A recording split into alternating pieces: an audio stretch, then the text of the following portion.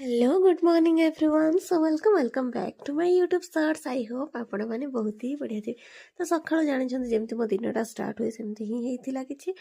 सकाळु छोटू आसिक मो सह खेलुला देखो चॉकलेट खाऊला पुणी गोटे बटल खेलुला। छोटू सह कथा पर मम्मी ब्रेकफास्ट बन देता ब्रेकफास्ट चकुली तरकारी थी मस्त ब्रेकफास्ट करके किसी काम था कंप्लीट करके नैप नहीं उठा पर विशाल पहुँची जाइलु मो पार्टनर आ दीदी आम तीन जन बहुत किसी किणाकिणी सपिंग करार तो मस्त सपिंग करके बाहर को आसिलु आखु जूस पीवाई कहीं बहुत जोर शोष भी लगुला। आखु जूस पीकिना पुणी आम जाइलु स्मार्ट पॉइंट से भी बहुत सारा जिनस नेबार थिला